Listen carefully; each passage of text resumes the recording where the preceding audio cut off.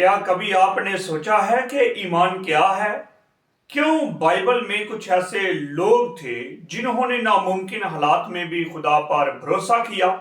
कैसे अब्राहम ने बगैर देखे खुदा के वादों पर ईमान रखा, कि कैसे मूसा ने मिस्र की शान शौकत छोड़कर खुदा के लोगों के साथ दुख उठाना कबूल किया। और क्यों बाइबल का एक पूरा बाब ईमान के हीरोज के बारे में है। आज बाइबल के एक बहुत ही ताकतवर बाब को समझेंगे। इब्रानियों का खत, उसका 11वां बाब। ये बाब हमें सिखाता है कि ईमान क्या है और ईमान की ताकत क्या है। हिस्सा अव्वल है ईमान की तारीफ। पहले तो हमें पता होना चाहिए कि ईमान की तारीफ क्या है। जब हम इब्रानियों का खत 11वें बाब की पहली आयत पढ़ते हैं तो वहां पे लिखा है, अब ईमान उम्मीद की हुई चीजों का इत्मीनान और अनदेखी चीजों का सबूत है। ये आयत हमें ईमान की दो अहम बातें बताती है। नंबर 1, ईमान उम्मीद का यकीन है, जब हम खुदा के वादों पर भरोसा करते हैं। दूसरी बात है, ईमान अनदेखी चीजों पर यकीन है। हम खुदा को आंखों से नहीं देख सकते, लेकिन हम उस पर ईमान रखते हैं। इसीलिए ईमान सिर्फ एक एहसास नहीं बल्कि एक यकीन है। हिस्सा 2 है, ईमान के जरिए खुदा को खुश करना। 11वें बाब की 6ठी आयत में लिखा है, और बगैर ईमान के उसको पसंद आना नामुमकिन है। इसका मतलब ये है कि खुदा इबादत और अल्फाज से खुश नहीं होता। खुदा उस वक्त खुश होता है जब हम उस पर भरोसा करते हैं, हम उसके वादों पर यकीन करते हैं, हम उसकी मर्जी के मुताबिक जिंदगी गुजारते हैं। ईमान खुदा के साथ तल्लुक की बुनियाद है। तीसरा हिस्सा है ईमान के हीरोज, जिनका कलाम खुदा के अंदर जिक्र है।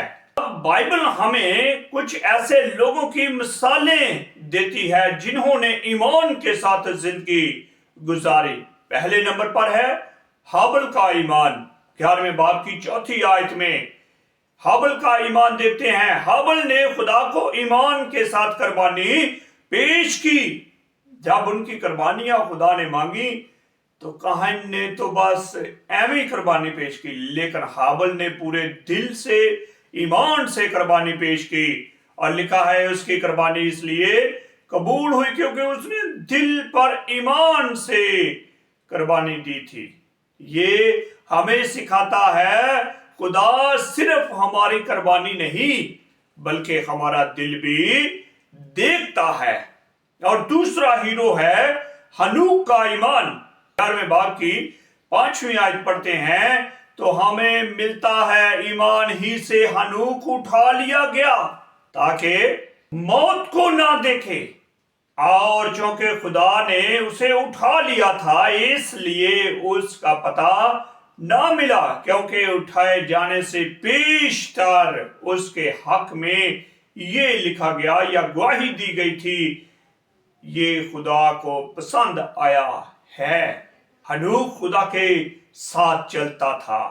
बाइबल कहती है वो मरने से पहले खुदा के पास उठा लिया गया। ये इस बात की इलामत है कि ईमान रखने वाला शख्स खुदा के करीब रहता है, खुदा के करीब होता है।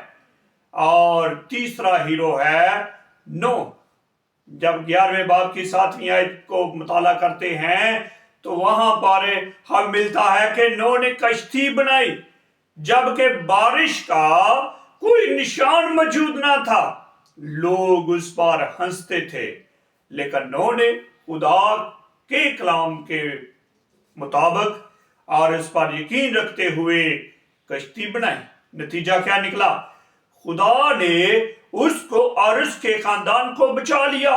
ये ईमान की ताकत थी जो उसे बचा के ले गई। पूरी दुनिया तो खत्म हुई, बर्बाद हुई, लेकिन वो ईमान के वसीला से बचा लिया गया। और चौथा हीरो है अब्राहम। हम देखते हैं 11वें बाब की 8वीं आयत में अब्राहम को खुदा ने कहा, तू अपने वतन को छोड़कर उस जगह जा जो तुझे मैं दिखाऊंगा, जो मैं तुझे बताऊंगा। और अब्राहम चल पड़ा। उसे मालूम नहीं था कि मैं कहां जा रहा हूं या किस जगह पर मेरा मुकाम होगा, लेकिन उसने खुदा पर ईमान की रखा और चल पड़ा। लेकिन उसे ये मालूम था कि खुदा उसके साथ है। फिर हम 5वां हीरो देखते हैं, सारा का ईमान। अब देखिए 11वें बाब की 11वीं आयत में सारा बूढ़ी थी, उम्र रसीदा थी, फिर भी वो मां बनी। क्यों? क्योंकि उसने खुदा के वादे पर ईमान रखा, इसलिए वो मां बनी। हालांकि मेडिकल साइंस ये नहीं बताती कि जब बंदा बूढ़ा हो जाए तो वो बच्चा पैदा कर सकता है। ये उसके ईमान का सिला उसे मिला। फिर छठा हीरो हम देखते हैं, मूसा। हजरत मूसा 11वें बाब की 24वीं 25वीं 26वीं आयत में देखे, हजरत मूसा ने मिस्र के महल में रहना पसंद नहीं किया। हालांकि वो वहां पर उसने परवरिश पाई, वहां पर बढ़ा, वहां से उसने एजुकेशन ली, वहां से तालीम ली और सारा कुछ किया, लेकिन वो शाही जिंदगी गुजारना उसने पसंद ना किया। उसे अपने लोगों के साथ रहना पसंद आया। ये ईमान की बड़ी मिसाल है। और चौथा हिस्सा है, ईमान मुश्किलात में भी कायम रहता है। इब्रानियों 11वां बाब हमें बताता है कि ईमान रखने वालों ने जुल्म बर्दाश्त किया, कैद कबूल की, मुसीबतें उठाई, लेकिन उन्होंने खुदा को नहीं छोड़ा। उन्होंने यकीन किया था कि खुदा के वादे सच्चे हैं। 5वां हिस्सा है ईमान और हमारी जिंदगी। आज हमारे लिए ईमान का मतलब क्या है? ईमान क्या है? नंबर 1, मुश्किलात में भी खुदा पर भरोसा रखना। नंबर 2, दुआ में साबित कदम रहना। नंबर 3 पर खुदा के वादों पर यकीन रखना। नंबर 4 पर खुदा की मर्जी के मुताबिक जिंदगी गुजारना। जब हम ईमान के साथ चलते हैं तो खुदा हमारी जिंदगी में काम करता है। और अमली सबक जो यहां से हमें मिलता है, अगर आप चाहते हैं कि आपका ईमान मजबूत हो तो बाइबल को पढ़े, रोज दुआ करें, खुदा के वादों पर यकीन रखें, मुश्किल में भी खुदा पर भरोसा रखें। याद रखें, ईमान छोटा भी हो तो खुदा बड़े काम करता है। नतीजा 11वां बाब हमें सिखाता है कि ईमान एक लफ्ज नहीं बल्कि जिंदगी का तरीका है। ईमान वो ताकत है जो खौफ को शिकस्त देती है, मुश्किलात को बर्दाश्त करती है और खुदा के वादों पर मुकम्मल भरोसा रखती है। इसलिए बाइबल कहती है, ईमान के बगैर खुदा को पसंद आना नामुमकिन है। अगर ये बाइबल स्टडी आपके लिए बरकत का बायस बनी है तो इस वीडियो को लाइक करें, दूसरों के साथ शेयर करें और चैनल को सब्सक्राइब करें ताकि आप मजीद बाइबल स्टडी उर्दू में सीख सके। खुदा मुझे और आपको बड़ी तौफीक दे ताकि हम ईमान के साथ जिए और खुदा बाप के साथ हमेशा आसमान पर रह सके। खुदा मुझे और आपको ईमान रखने की बड़ी तौफीक दे। आमीन सुब आमीन रब्बुल आलमीन।